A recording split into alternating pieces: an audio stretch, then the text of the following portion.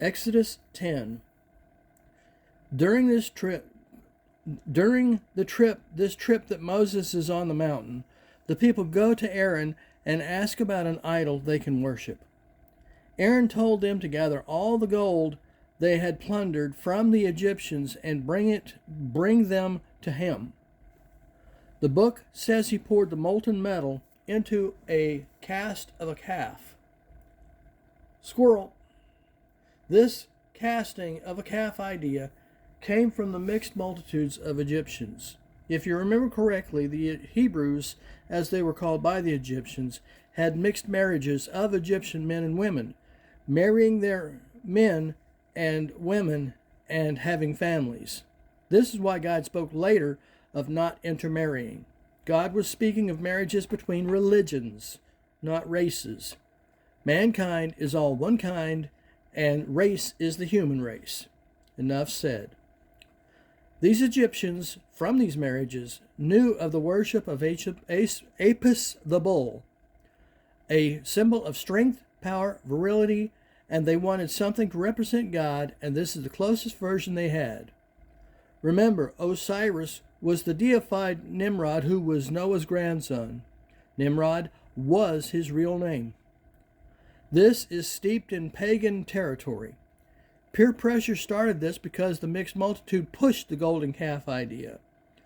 The mixed multitude, the Egyptian husbands and wives that came with them, provided all the information they needed to complete this.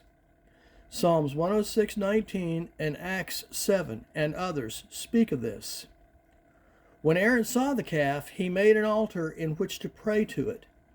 He then said, "Tomorrow we shall have a feast to the Lord." Remember, Aaron was the chief priest. Shame on him. They brought all the offerings to the idol. They got involved in all the rituals that were birthed in pagan practices. Squirrel. Anthropomorphism means speaking in human terms a God expression. God said, "I am not a man that I should lie," or "The eyes of the Lord are upon me." The eyes of the Lord go to and fro throughout the earth. God is invisible, outside our time continuum. God is 4D, whereas we are 3D. We see length, height, and depth, 3D. These are all dimensions of space. God is not restricted to this. God's 4th D, I believe, is time. Isaiah 46:10. The hands of the Lord are upon me. I hide under the wings of the Lord. These are depictions of that a man gets when speaking of the Lord. Anthropomorphism. Back to Moses. When the Lord finished speaking to Moses on the mountain, God gave Moses the 2 tablets of the commandments and the law written in God's own finger. Exodus 31:18. God says to go down to the people because they are quite involved with worshiping a golden calf, bowing and sacrificing to it. Exodus 32:10. God wanted to strike everyone dead, including Aaron. Oh boy, was God mad. Moses said, "Why should your anger burn against your people? Do you want the Egyptians to say that you dragged them into the desert just to kill them? You owe them an inheritance that you swore to their forefathers." Exodus 32:13. In case you haven't noticed, we have a blame game going. God is calling them Moses' people because of how they are messing up, and Moses is calling them God's people because of a covenant. God doesn't have a leg to stand on because he has a suzerain covenant, which we covered earlier. We know they're messed up and stiff-necked, but a covenant is a covenant. Moses does make a good lawyer for the people, if there is such a thing. God relented, and Moses turned and went down the mountain with the stones in hand. This is the first set. Exodus 32:15. When Joshua heard the noise coming from below, because Joshua was the one that went up with Moses on this run, Joshua thought there was a sound of war in the camp. Moses said, "It is not the sound of victory or defeat, it is singing." Moses had no idea how bad it had gotten until he got down the mountain and saw the golden calf. When Moses saw the dancing and the calf, his anger burned, and he threw the tablets down and broke them at the foot of the mountain. He took the golden calf, his anger burned. He took the golden calf and burned it in the fire. Then he ground it into powder, scattered it on the water, a stream coming out of the mountain, and made the people drink it. Exodus 32:17-20. Moses asked Aaron what happened, and Aaron told him the people were uncontrollable and that a golden calf just walked out of the fire. Aaron, you are the chief priest. Really? I mean, you just walked out? No wonder God is so mad at you in Exodus 32:23. Once they had drank the idol, Moses knew he had to separate the bad people from the good. So he had to step outside the camp and said, "If any of you are with me, or still to be considered God's children, join me out here." The tribe of Levi stepped out first. This is what saved them from the condemnation that Levi had faced, being excommunicated for murder. That day, Moses told the men who were involved in the calf incident to kill each other right now. Exodus 32:27. 3,000 men died that day. This is ironic because when the first church was established, 3,000 turned to Jesus. The next day, Mo tells the people they have sinned greatly to God, and Moses is going to go back up to God again. Time number 7. Did I mention 7,500 feet?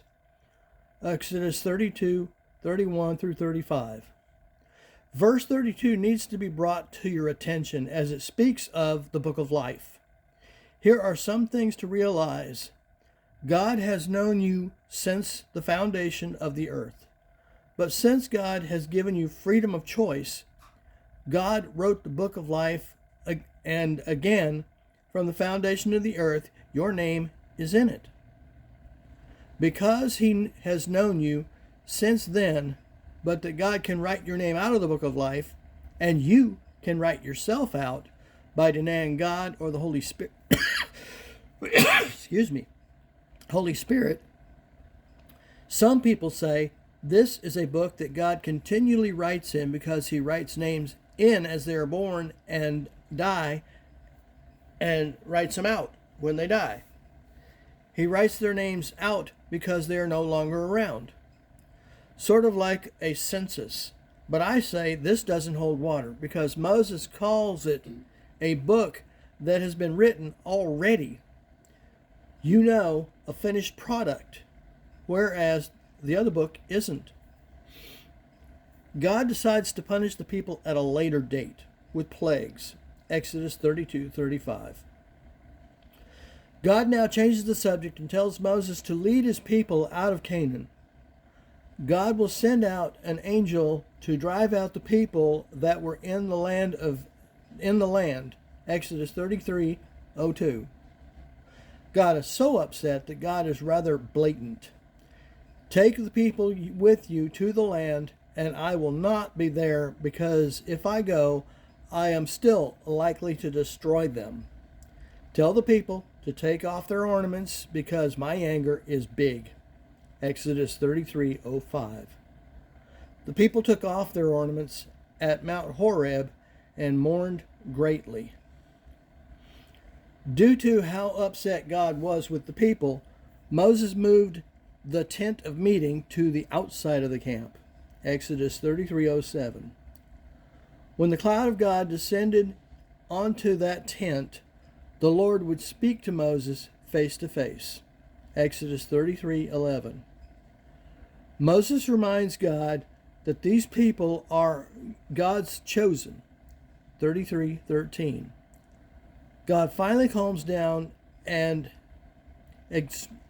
says he is pleased with Moses. 33:17.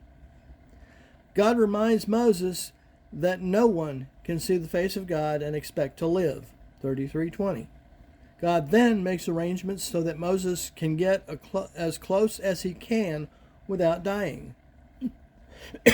20 through 23. God is so glorious, that seeing God's afterglow, or the glow that follows him, is about as close as one can get to actually see God. Next, Moses brings down the next 10 commandments and laws.